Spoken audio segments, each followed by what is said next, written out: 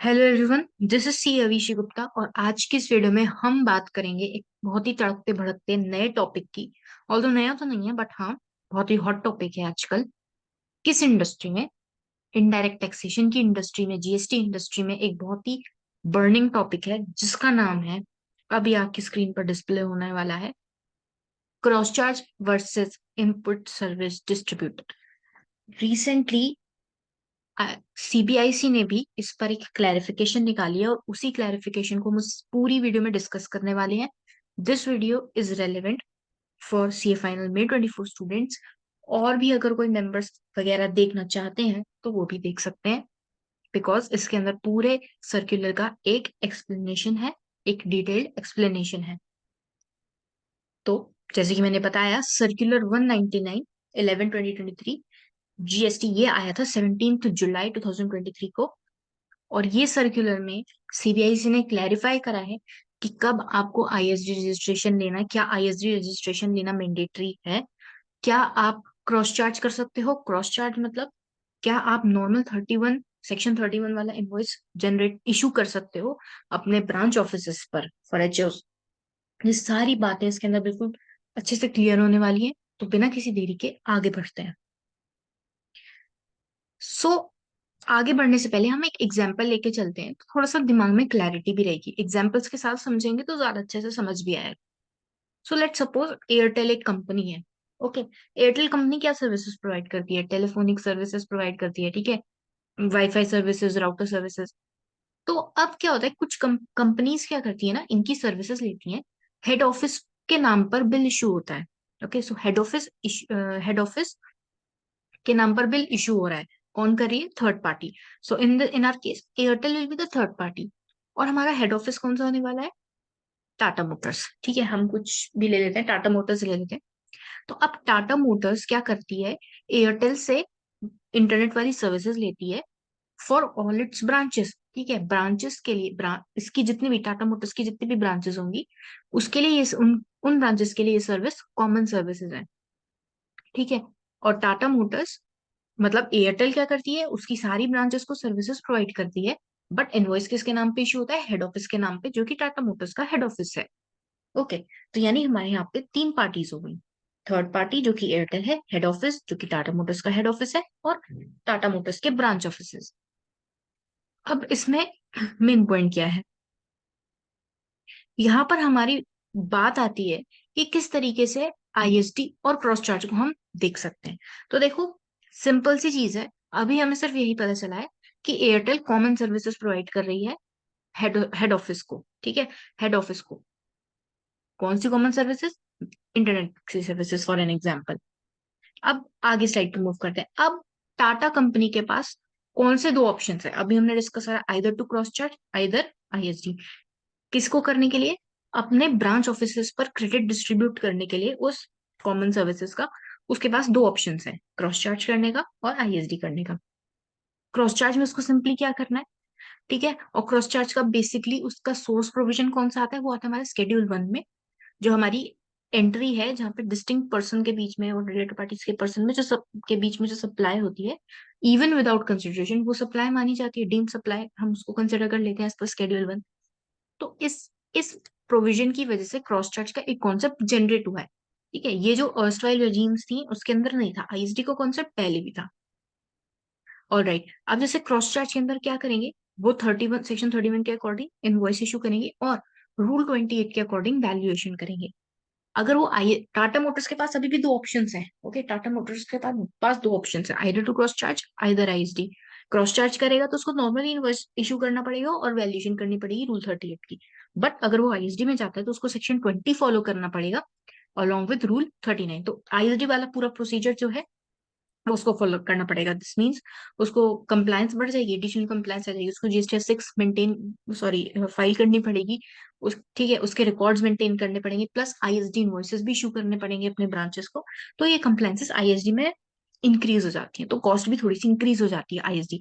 And one more thing, ISD के लिए आपको सेपरेट रजिस्ट्रेशन लेना पड़ेगा, हेड ऑफिस एक सेपरेट रजिस्ट्रेशन लेगा for ISD on the same pan. उस जब वो सेपरेट रजिस्ट्रेशन लेगा ऑल्दो वो ऑफिस वही होगा, बट आईएसडी का एक अलग रजिस्ट्रेशन होगा, उसके जो भी कंप्लायंसेस होंगे वो आईएसडी का जो जीएसटी जनरेट होगा उसके थ्रू हमें करने पड़ेंगे। ऑलराइट, अब हमारे पास ये तीन चीजें, ये सारी चीजें हमें क्लैरिटी आ गई। अब देखो, जैसे कि मैंने कहा एचओ के पास दोनों ऑप्शन है, क्योंकि यहाँ पे क्या चीज है, आप फोकस करो, यहाँ पे कॉमन सर्विसेज यूज हो रही हैं, कॉमन सर्विसेज हेड ऑफिस ने खरीदी है ताकि वो डिस्ट्रीब्यूट कर सके। देखो कॉमन सर्विसेज यूज कौन कर रहा है, कॉमन सर्विसेज ब्रांचेस यूज कर रही हैं, ये एक मेन कंडीशन है कि जो head office common service use जो अक्वायर कर रहा है, प्रोक्योर कर रहा है, वो एक्चुअल में उसने ब्रांच ऑफिसेस को सप्लाई करी होनी चाहिए, तभी आपकी ये कंडीशन ट्रिगर होगी, तभी आप सोचोगे क्रॉस चार्ज और आईएसडी का। अगर आपने ब्रांच ऑफिसेस को दी ही नहीं है वो सर्विसेज, तो आप कैसे उनको क्रेडिट भी डिस्ट्रीब्यूट कर सकते हो? ठीक है, ये सारी चीजें यहाँ पे कंप्लीट हो जाती हैं। एक और चीज, क्रॉस चार्ज में, ठीक है, क्रॉस चार्ज में जब हमने अभी कहा इनपुट सर्विसेज, इनपुट सॉरी, हाँ क्रॉस चार्ज में हमने कहा इनपुट सर्विसेज। आईएसडी में क्या होता है, आईएसडी में सिर्फ आप इनपुट सर्विसेज का ही क्रेडिट डिस्ट्रीब्यूट कर सकते हो। ठीक है, इनपुट सर्विसेज का ही क्रेडिट डिस्ट्रीब्यूट कर सकते हो, और अभी इंटरिम बजट 2024 में ये प्रपोजल आया है कि आरसीएम को भी यहाँ पे कंसिडर करा जा रहा है। दिस मीन्स कि आईएसडी के रजिस्ट्रेशन पे के से आप रिवर्स चार्ज के इनवॉइसेस भी जनरेट इशू करवा सकते हो, और फिर आईएसडी रजिस्ट्रेशन कैश में, ठीक है, आरसीएम की लाइबिलिटी पे करेगा, उसको क्रेडिट मिल जाएगा, और वो आरसीएम का क्रेडिट फिर डिस्ट्रीब्यूट हो सकता है। किसको किसको डिस्ट्रीब्यूट हो सकता है, उसकी ब्रांचेस को। और जैसे कि हम सब जानते हैं आईएसडी में दो पार्ट होते हैं, कि या तो कॉमनली सारे ब्रांचेस में डिस्ट्रीब्यूट होगा ऑन बेसिस ऑफ टर्नओवर, या फिर स्पेसिफिक ब्रांचेस के लिए अगर आईएसडी ने सर्विसेज प्रोक्योर किए तो स्पेसिफिक ब्रांचेस पे चला जाएगा। ठीक है, ये चीज हमारी यहाँ पे होती है। तो यहाँ पे हम समझ रहे हैं कि अभी इस स्लाइड तक हमने क्या समझा, इस स्लाइड तक हमने ये समझा कि हेड ऑफिस के पास दो ऑप्शंस रहते हैं। अब जैसे उसने मान लो क्रॉस चार्ज यूज करा और आईएसडी यूज करा, तो अब ब्रांच के साथ क्या होगा? अब हमें देखना है कि ब्रांच ऑफिसर्स के साथ क्या सिचुएशन होगी। ठीक है, अभी हमने कौन सी सर्विसेज देखी, नहीं कॉमन सर्विसेज। एक बार हम देख लेते हैं internally generated services. Internally generated services कैसी, जैसे एचआर सर्विसेज हो गई, पेरोल सर्विसेज हो गई, आईटी सर्विसेज हो गई, ये टाटा मोटर्स के, ठीक है, टाटा मोटर्स खुद से इंटरनली जनरेट कर रहा है सर्विसेज, जो ब्रांच ऑफिसेज को कॉमनली प्रोवाइड करी जा रही है। So these are internally generated services. वो वाली सर्विसेज, एयरटेल वाली सर्विसेज कौन सी थी, जो थर्ड पार्टी सर्विसेज थी, जो हमने बाहर से अक्वायर करी। ठीक है, अब ब्रांच ऑफिस के पास क्या ऑप्शन है?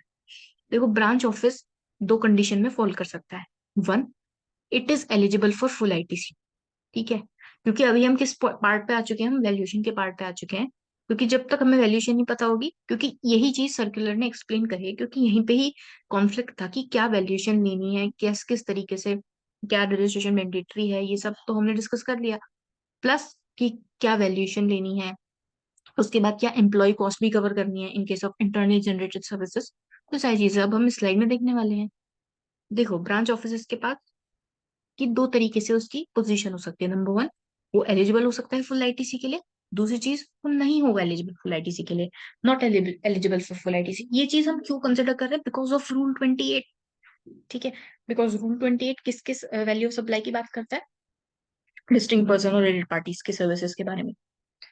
अब अगर वो एलिजिबल फॉर फुल आईटीसी है, तो हम सेकंड प्रोवाइजर टू रूल 28 का बेनिफिट उठा सकते हैं। ठीक है, विच स्टेट्स कि आप जो आपने इनवॉइस के अंदर वैल्यू डिक्लेयर करी है, आप उसको ही डीम कर सकते हो एज ओपन मार्केट वैल्यू।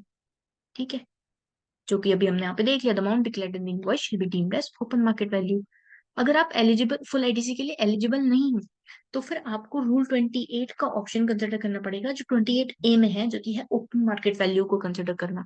आपको ये चीज कंसिडर करनी पड़ेगी, यानी आपको एक्चुअल में जो ओपन मार्केट वैल्यू है वो लेनी पड़ेगी, या फिर आप वो 90% वाला प्रोविजन भी यूज कर सकते हो। बट सर्कुलर में बेसिकली उन्होंने यही दिया है कि आपको रूल 28 फॉलो करना है और ओपन मार्केट वैल्यू कंसिडर करनी है।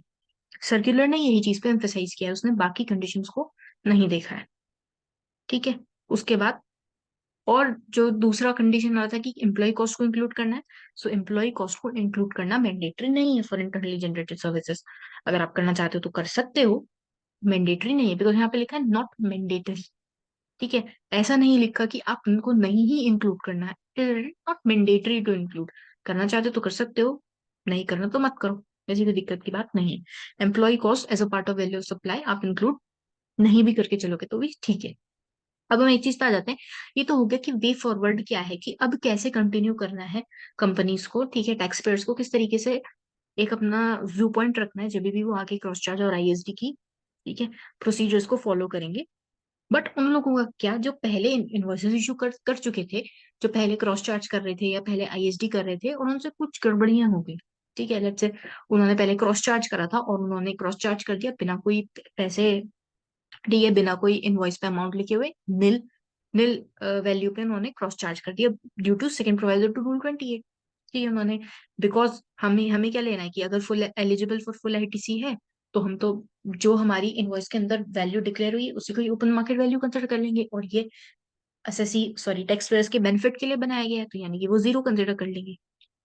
तो अब सीबीएसई ने किस तरीके से क्लैरिफाई करा है, तो सीबीएसई ने देखो क्या कहा, कि मान लो टाटा मोटर्स थी, ठीक है, उसने अपने ब्रांच ऑफिस को इंटरनली जनरेटेड सर्विसेज दी, ठीक है, लेकिन एचओ ने इनवॉइस इशू नहीं करा, ठीक है, इनवॉइस इशू करा तो जीरो वैल्यू पे करा, ये इनवॉइस इशू ही नहीं करा फॉर इंटरनली जनरेटेड सर्विसेज, ठीक है, और जो हमारा ब्रांच ऑफिस है वो आईटीसी के लिए एलिजिबल है। अगर देखो वो आईटीसी के लिए एलिजिबल ही नहीं था, तो आप सेकंड प्रोवाइजर वाली चीज में तो फॉलो करोगे ही नहीं, आपको तो सीधा सीधा ओएमवी कंसिडर करनी है, तो यहाँ पे इस पॉइंट ऑफ व्यू से उस चीज को देखने का कोई लॉजिक नहीं है। तो इसलिए हम यही वाली चीज कंसिडर कर रहे हैं, जब हमारा ब्रांच ऑफिस फुल आईटीसी के लिए एलिजिबल है और एचओ ने इनवॉइस इशू नहीं करा था, ठीक है, फॉर इंटरनली जनरेटेड सर्विसेज, तो ओएमवी को हम क्या कंसिडर करेंगे, हम क्या ओएमवी कंसिडर करेंगे, तो सीबीएसई ने बहुत अच्छे से क्लैरिफाई करा है, देखो आप जीरो कंसिडर कर लो in terms of second proviso to rule 28, आप सीधा सीधा जीरो कंसिडर कर लो, और ये सिर्फ किसके लिए है, जो पहले के केसेस हैं जहां पर क्लैरिफिकेशन प्रेजेंट नहीं थी, ठीक है, तो उन्होंने आपको बहुत ही बेनिफिट दे दिया एक तरीके से कि कोई दिक्कत की बात नहीं है, ठीक है, बिकॉज देखो इसका भी सेंस है, अगर मान लो टाटा मोटर्स ने, ठीक है, एचआर की सर्विसेज ली या फिर थर्ड पार्टी से सर्विसेज ली, और उसने वहां से सर्विसेज ली, तो उसने अपना जीएसटी लग के उसको इनवॉइस आया होगा, उसने जीएसटी पे कर दिया, ठीक है, अब क्या होगा, अब टाटा मोटर्स किसको इनवॉइस इशू कर रहा है, ब्रांच ऑफिस को, तो ब्रांच ऑफिस को वो जीएसटी इंक्लूड करके अपना इनवॉइस देगा, तो जब वो इंक्लूड करके देगा, ठीक है, तो यानी टाटा मोटर्स पे कर रहा है, और फिर जो हमारा ब्रांच ऑफिस है वो उसका आईटीसी क्लेम कर रहा है, ठीक है, तो वो नेट ऑफ हो रही है कि आपने जीएसटी पे भी कर दिया और उसका आईटीसी भी क्लेम कर दिया, क्योंकि वो सप्लाई तो फिर एक तरीके से कुछ है नहीं ना, क्योंकि अगर वो पे करेगी तो फिर वो वापस से उसका आईटीसी भी ले रही है कंपनी, अगर आप डबल टैक्स पेयर की बात से सुनो, कि उसने पे करा आईटीसी और फिर उसका वो भी ले लिया अपना, क्रेडिट भी ले लिया, जैसे जब टाटा मोटर्स ब्रांच ऑफिस को इनवॉइस इशू करेगी उस पर जीएसटी लगा कर देगी, उसकी आउटवर्ड सप्लाई बन जाएगी वो, है ना, बन जाएगी, उस पर उसको जीएसटी पे करना पड़ेगा अपनी रिटर्न के अंदर, फिर जो ब्रांच ऑफिस है वो उसको एसआईटीसी क्लेम कर लेगी, तो वो इफेक्ट नील ही हो रहा है, तो उन्होंने कहा कि आप नील ही कंसिडर कर लो, आप जीरो ही ओएमवी ले लो, उसी से काम चला लो, वही बेनिफिशियल है, या फिर आपको जो अमाउंट लेनी है वो अमाउंट ले लो, कोई फर्क तो पड़ने वाला नहीं है, ठीक है, गवर्नमेंट का रेवेन्यू तो कुछ होगा नहीं, रेवेन्यू न्यूट्रल है गवर्नमेंट का दोनों ही केसेस में, तो वही चीज उन्होंने यहाँ पे क्लैरिफाई भी कर दी है कि कोई टेंशन की बात नहीं है, आप ओएमवी को जीरो कंसिडर करो, जो भी पास्ट केसेस थे, ठीक है, हमने नई भी इनवॉइस इशू करा है, आप जीरो वैल्यू पे हम ओएमवी कंसिडर कर रहे हैं, आप कर सकते हो। तो ये पूरा का पूरा सिनेरियो था सर्कुलर नंबर 199 का।